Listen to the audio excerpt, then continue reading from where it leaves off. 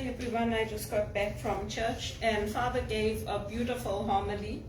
If he is doing the homily at the 11 a.m. Mass, I will share that.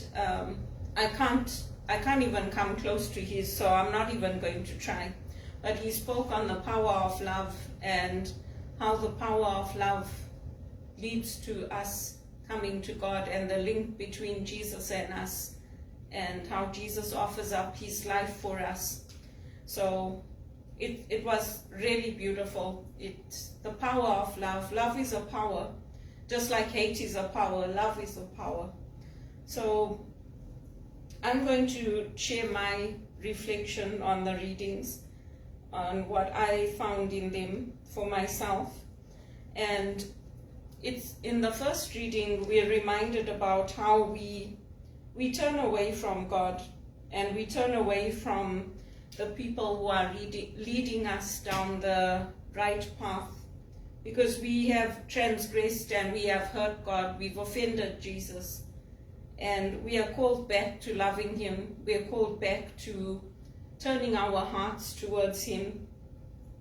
The psalm was very beautiful. It says, "To you I lift up my eyes. You are enthroned in the heavens, as the eyes of servants look to the hand of their master, as the eyes of a maid to the hand of her mistress.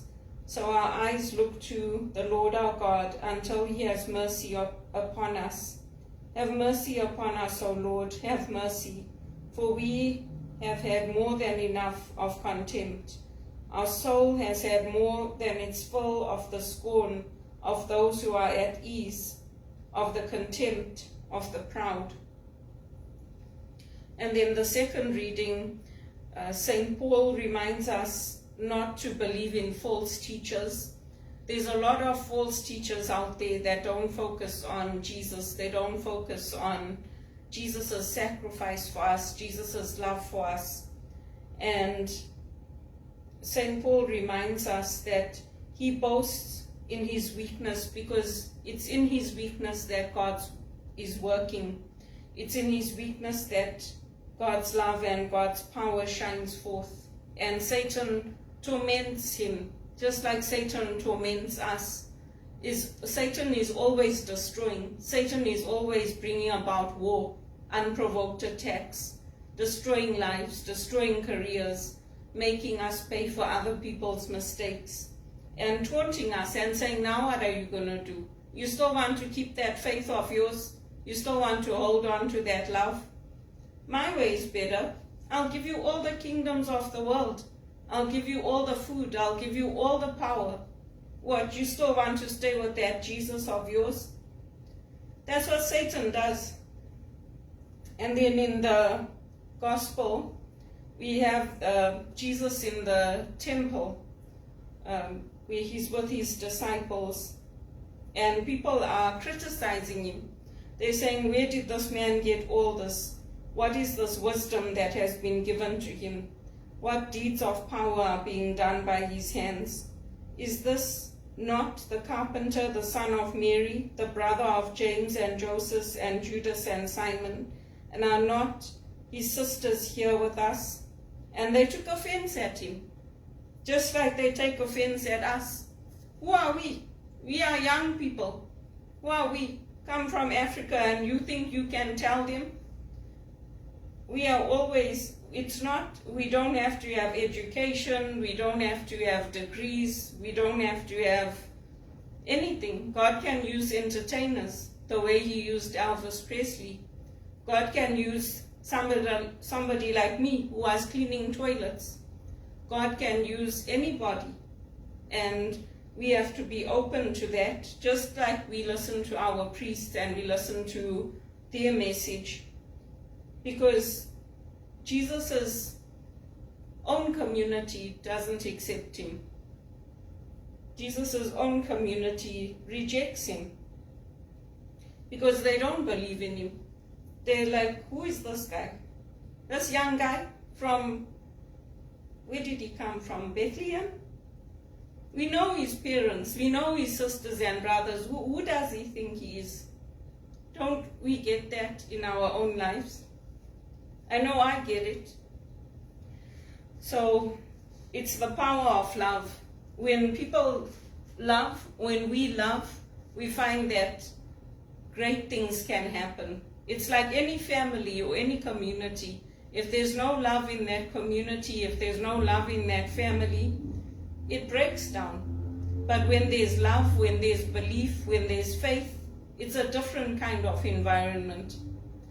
So that's how I reflected on the readings for my journey. I used them to strengthen me, to help me, to know that everything that I'm going through, all the destruction, fleeing my country, leaving Zimbabwe, going to England. England was one of my favorite places to live because I had my freedom there. I had my freedom, I did what I wanted, I lived a quiet life, I earned enough to travel, pay my rent, buy my food. I earned enough to do all those things. I've made sacrifices here, and those sacrifices have not led to me getting a good paying job or helping me to give retreats in the church in Canada, or help with leading the retreats, or helping in the church as a spiritual director. I read at the Mass, I help the priests, but it's different when you are actually put in charge of guiding the retreatants, of helping them, of listening to them, of journeying with them. I don't get that here. I got it with the Jesuits in Britain doing an online retreat. So it's different. It's a journey of disappointments, it's a journey of failures, it's a journey of moving from place to place with nowhere to lay my head, as they say, like the disciples. It's a journey of being at the mercy of others, of having jobs taken away from me, and doing nothing wrong. But I give it to Jesus, and I know that Jesus is with me. And I know that my dad's love is with me, and Elvis's love is with me. And that's what helps me. And it is the power of love that changes things. I can't even touch on Father's sermon because it was very, very good. So I do hope that it's uploaded to YouTube so that I can share it with you. But for me, I always focus on both the darkness and the light, because Jesus' love shines so brightly, and yet you have this evil coming in. Who does he think he is? Really? This young upstart? Maybe he was like Elvis. Maybe he said, oh, I don't feel like I'm doing anything wrong. That's what I do. I just tell him, I don't feel like I'm doing anything wrong. You watch Elvis's videos that I posted today. Watch how he coached. It wasn't like, this is your final warning. Who do you think you are? Don't sing that way. Watch the gentleness. Watch the love. If you can't do something with love, don't do it at all. Just don't do it. Don't bother.